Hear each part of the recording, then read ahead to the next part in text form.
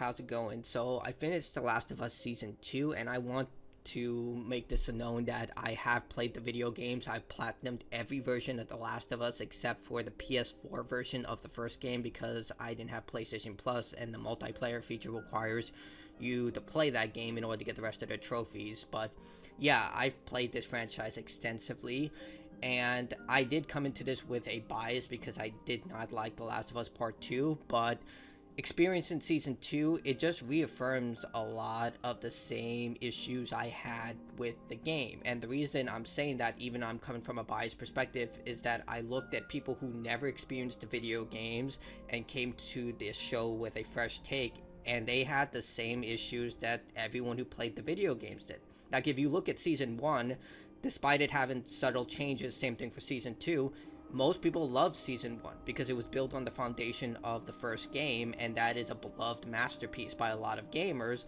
And same thing for season 2, and guess what happened? The same polarizing reviews, the same issues, the same divide that came with part 2 is here with season 2, which they're separating between season 2, season 3, and possibly season 4, which I assume what they're going to do is first season 2 is Ellie, which we've already confirmed. Season 2 is Abby, which they also confirmed. But I think season 4 will literally be the Ellie Act 3 of the campaign, which means they're going to have to stretch out the entire Rattlers situation even more. Even though a lot of people felt like that was very just bloated stuff within the game.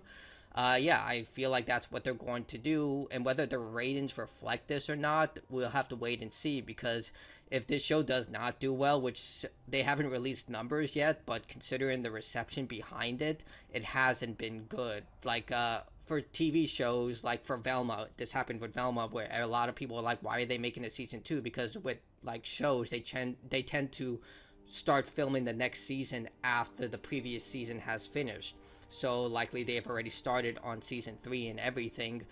And if that doesn't do well, if the numbers are to go by based on reception and based on what people are saying, it's likely season 4 may not happen, or may, I don't know. We'll have to wait and see. Only time will tell. And I know there are people who are saying, well, on Twitter, a lot of people are praising the show. I don't take Twitter remarks as legitimate, because let's face it, since the new monetization program with Twitter, more people are trying to go against popular consensus in order to gain monetization dollars. I'm sure a lot of us have seen it.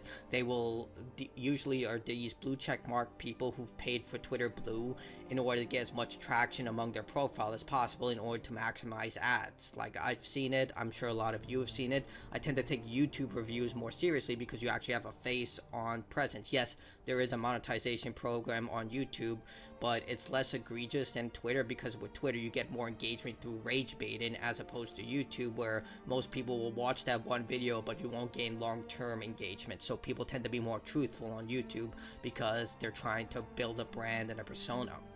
But when it comes to season 2, a lot of the issues that were present in the game are still here, and the biggest issue, of course, is Bella Ramsey. A lot of us have stated that she will not be able to carry the show. Say what you will about Pedro Pascal, the guy can act. He's a good actor, he does a great job, he can do a leading role. He's proven that time and time again with Mandalorian, apparently with Gladiator, despite the mixed reception with that. A lot of people say he did do a good job, and with The Last of Us, he was also in Narcos, so he can do a leading role.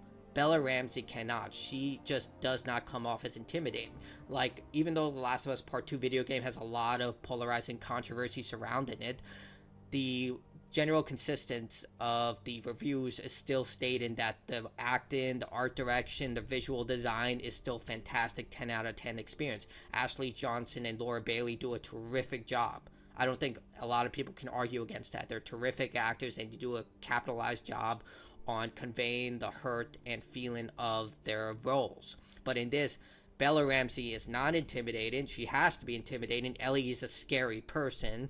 She's not threatening, and most of the season just has her and Dina playing out a romantic comedy. Like, I still remember the first episode when Bella Ramsey's walking towards the library and she puts on the shotgun like she's a junior high school kid putting on her big backpack. It's just so comedic, and the way she's just like, oh, there's a clicker, oh, that face she's making and everything. Look, I know there are a lot of memes out there making the potato face and all that.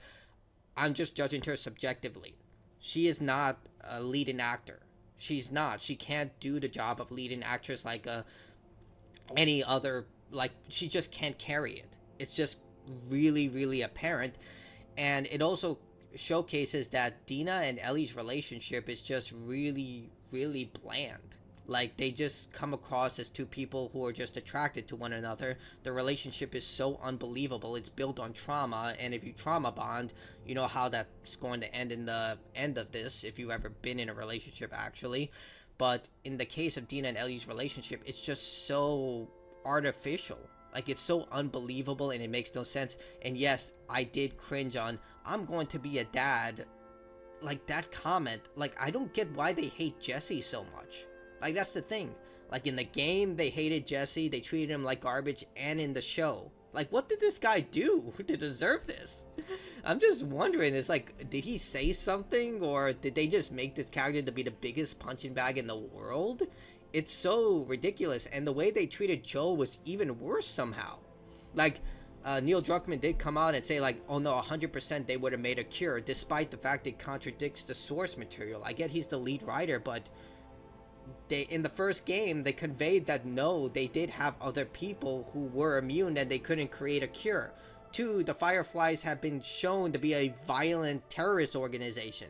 They're not freedom fighters. They're not. They have murdered and killed innocent people in the pursuit of just autonomy and fighting more battles against military than they did against finding some way to reconstruct humanity. Like, you really think that if they got the cure, they would share it with everyone? Absolutely not. They would have used it as a bargaining tool to make people fall in line. They would have been just like Fedra. 100%. And they showcased this throughout the game. So I'm just wondering, how exactly would you make a cure? And, like, thirdly, they never even told Ellie. If they woke her up and told her, chances are she would have said, yes, do it anyway. It's just like... they didn't even give her a choice. Like, neither the Fireflies nor Joel gave her a choice. I understand that, but they made Joel seem like such the most asshole character in the world, despite the fact he acted like any other parent would have. You're going to take away the last thing he has in this world that keeps him moving forward, and you really think that he's just going to sit down and take it? Any parent would have reacted the same way as he did. And it just keeps getting worse by that. Like, the birthday situation and the scene where he gives her all these incredible gifts, and the way that she just acts like an entitled, just jaded person. Even before she found out about all of this, she just acts like such an asshole. Like, at least with Ellie, even after she found out, she tried to reconcile their relationship. She tried to, like, cede from his way, even though she just outwardly, angrily outburst at him at every situation. They at least had that time of heart to heart where Joel is just like, I'm trying, and Ellie wants to forgive him, but she just can't. She's just that stubborn of a person. But in this case, it just paints Joel as being absolutely wrong, even though he's not. Like, anyone with a modicum of common sense can see that we understand where he's coming from. And I can't really talk about Abby because they don't show her much in Season 2. Oh, she's going to be the Season 3 main character, which, by the way, I'm just like, dude, you're not going to have anyone really rooting for Abby at this point. Like, it's just not going to happen. So the overall execution of this entire season is extremely poor, but it just furthers the same claims that it was present in the game. Like, everything that happened in the game, people have the same negative criticism with it, so it just really fortifies that even if you have a new set of audience, people still like the first season, and they still largely hated the second season and part 2. Like, you need a strong cast, a strong acting cast, you need a strong lead-in role, you need a strong everything, and they just doubled and tripled down on everything that the game did wrong. And that's not how you're going to win over people. It just became even worse somehow. You made Ellie even more unlikable. You made Dina, like... Look, I didn't like Dina from the game. Like, she was... Like, the way I saw Dina, she was manipulative and extremely parasitic to a way. Because, I've stated this before, she had a huge crush on Ellie since the beginning. She hated when Ellie got into a relationship with Kat. And then the second that she got out of that relationship, she tried to dive bomb onto Ellie while also trying to get good in with her best friend, Jessie, which I don't know if they're best friends in the show. I didn't really see that. Maybe they said it. I don't know. Like, I was kind of just like watching it like this when I was watching the TV show. But in the game, they're definitely 100% best friends. And it just seems extremely weird that she would start dating Ellie's best friend and then break up with him and then second try to jump onto Ellie. Like, the way I saw it is that she was using Jessie in order to get close to Ellie, and while at the same time it makes her worse in the TV show because they were in an on and off relationship. So she got pregnant, found out she was pregnant, went on an end all mission with Ellie, doesn't even tell Jessie, and then it's just like Ellie is just trying to hop onto his child, like, I'm gonna be a dad. Dude, again, it's just like, why do you guys hate him so much? Like, what did he do? It just comes off as really comical. Not to mention that how Ellie and Dina just like take on this end-all mission and just make it seem like a romantic comedy rather than a suicidal mission. I'm probably gonna get like a yellow mark for this. Well, I'm not monetized on this channel, but yeah, I said it. But yeah, it's just really confusing. If they're trying to create a very gripping dark drama, they failed at it. Because it just comes off as a romantic comedy where they just remember halfway through the episode, oh yeah, this is supposed to be a dark revenge story.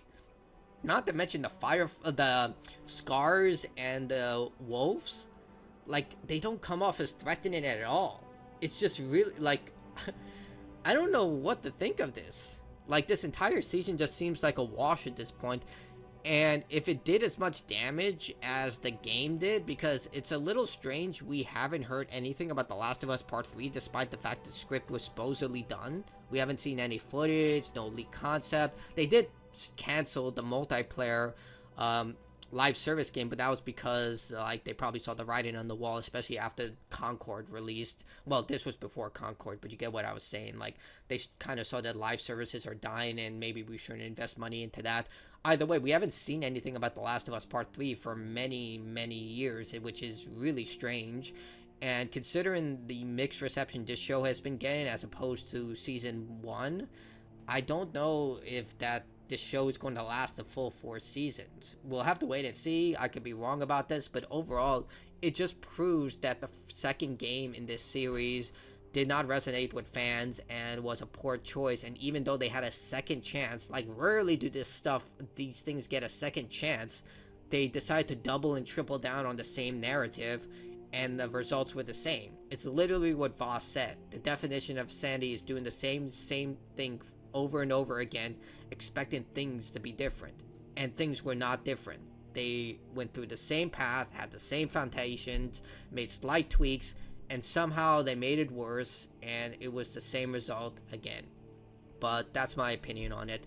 I don't know if I have the stomach to watch Season 3 because I venomously hate Abby as a person. I think she's selfish, arrogant, pretentious, and I just don't like her as a person. Even if we didn't open up with her killing Joel, as a person, she's just a terrible human being. She uses people to get what she wants. She only does things to make herself feel better, and when given a chance to save the people she apparently loved, she abandoned them in order to save someone she just met, just like Ellie did in the game. I love Dina so much. Dina is dying, and then the guy that the game and the TV show hated so much, who tried to save her life, ends up losing his life. Look, I don't know. It's just like, I don't know if Season 3 is going to survive. We'll wait and see. Maybe hate watching might give it enough traction that it may justify a Season 4.